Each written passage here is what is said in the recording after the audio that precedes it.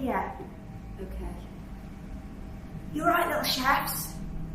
We accidentally, we planted these seeds. We thought we'll take up some gardening, have a kitchen garden, grow all our own fruit and veg and stuff.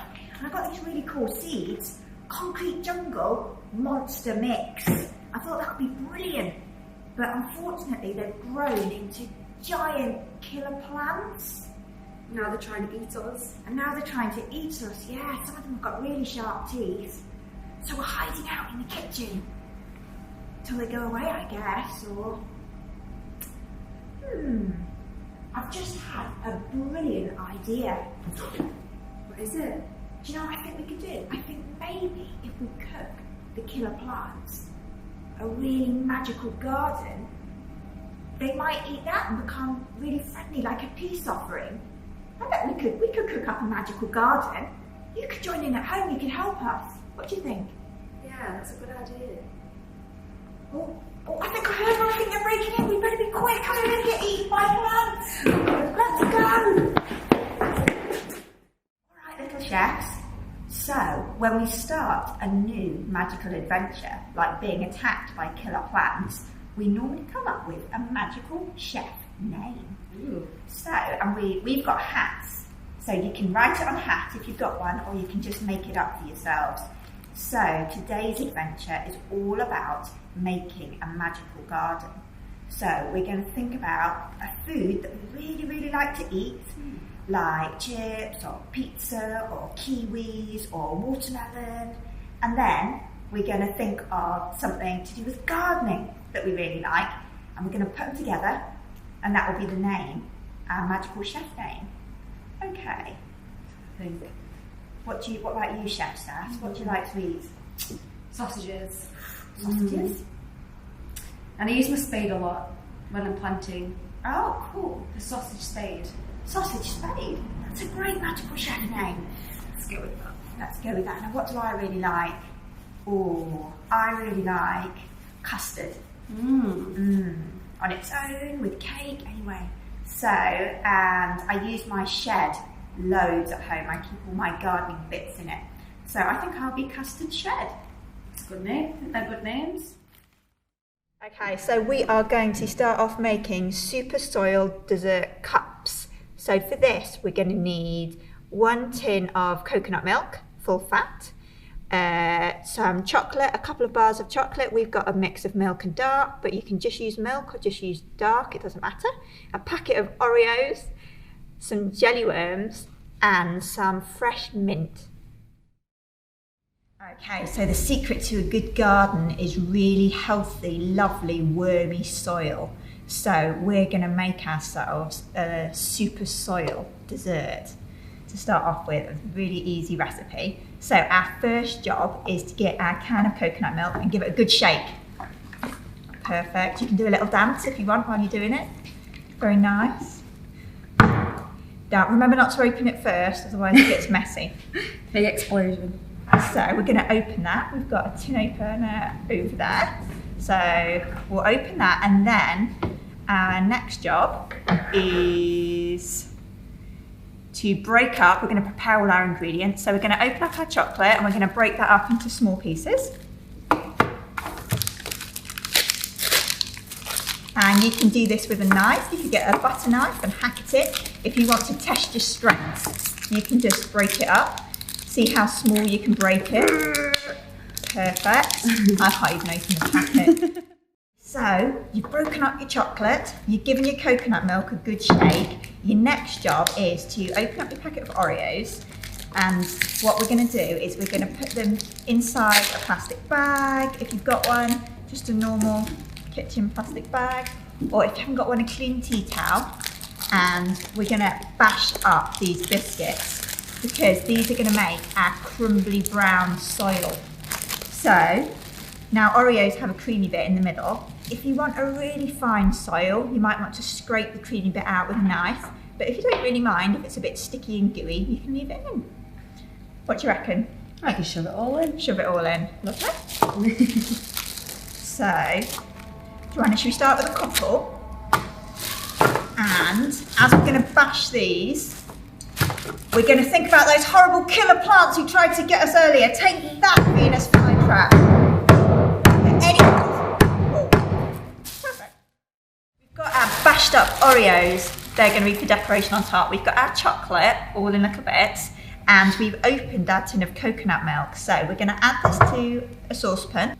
We're going to take it over to the hob, and we're going to put it on a low heat, and we're going to heat it for just 2 to 3 minutes until it's almost starting to boil, but we're not going to let it boil, and then we're going to immediately take it off the heat and add our chocolate to it. We cooked our coconut milk for a couple of minutes until it was just starting to bubble, and now we're going to add our chocolate directly to the pan, and it should melt. It's off the heat and it should just melt, mixing it in. So when it's completely melted, if you want, you can add some extra flavour at this stage. So you could add like a teaspoon of vanilla essence, or if you've got it, a teaspoon of peppermint. Or hazelnut or caramel. Oh, very nice. Like a latte. Yeah. So when you're happy with it, we just leave now as chocolatey. It'll make like a nice chocolate type mousse. Is you're going to pour it into whatever you're going to serve it in. We've got some plastic cups. If you've got glass cups at home, that'll work fine, or jam jars will be good. Any container you've got around. We're doing 4 because there's 4 of us, and it's quite rich. So we're going to pour a little bit in each one, and then we're going to pop it in the fridge to set and come back to it in about 2 hours to finish off. Amazing.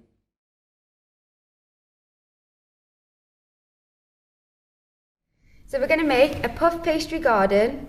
And this time we're going to eat it so it doesn't come alive and try and eat us. Okay, so what you'll need is some puff pastry, and we've chosen to get ready-made puff pastry. It's a little bit easier to use. It also has baking paper with it, so you can literally just lift it off and put it on your tray.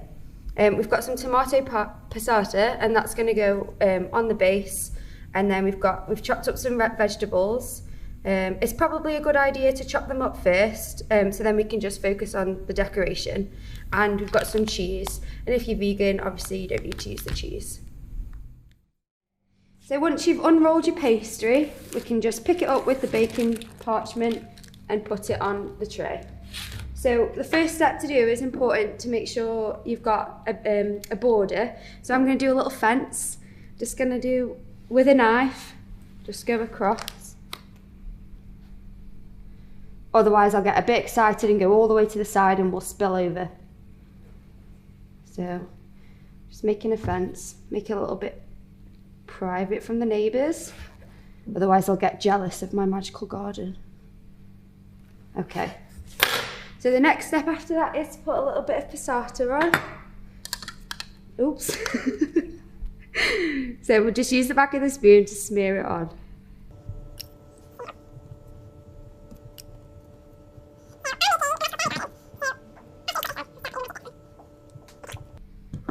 So we've already prepped the vegetables. So I'm gonna put some little broccoli trees on.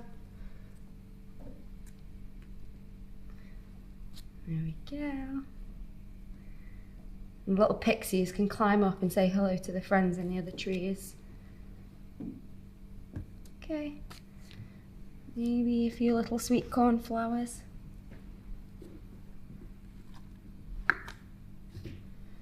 They really do look like flowers, look.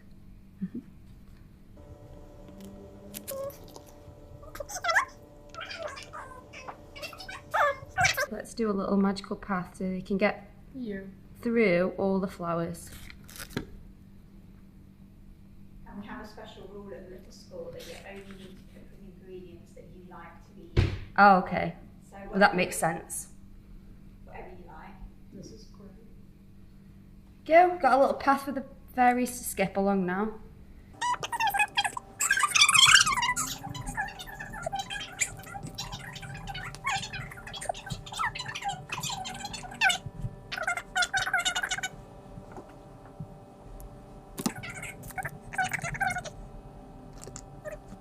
If there's loads of you and you can make a big one like the one we've made, for everyone to share, or if you want you can of course cut the pastry into, you could cut it in half and in half again, and you could make smaller ones, so you can if you like different things or you've got different ideas, that can work too. Shall we add some cheese on top? Yeah, let's sprinkle some cheese on, that'll be tasty. And last step, I'm just going to sprinkle some magical fairy dust over the top. Sprinkle, sprinkle, poof.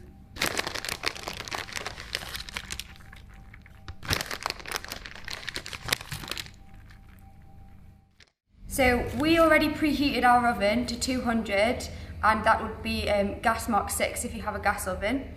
So yeah, we're going to pop them in the oven now for around about 25 minutes. Check if they're golden and puffed, and if they're not, put them in for another couple of minutes and check them again, but if they are, take them out and that should be fine. So we're going to pop them in the oven now. It's time to check them. The beeper's gone off, so we're going to have a look if they're ready. Ooh, look at that. Golden and crispy. Yum. So our chocolate pots that we made earlier have been in the fridge and they've gone nice and solid. So now we're ready to decorate them. So we're going to get our Oreo soil back and we're just going to give them a nice thick layer of top soil. Ooh, carefully. Oh, look how nice and crunchy that looks. So, all that lovely creamy Oreo bits in as well. Ooh. There we go. Pass it over to Chef Stas. Now I have got this, which is fresh mint. So it's just going to make it look really planty. And you can eat fresh mint, obviously. But if you don't fancy it, you don't need to. And I'm going to take a couple of jelly worms and just make it look really like earth. Mix it all in. Lovely. Amazing. And we're all done.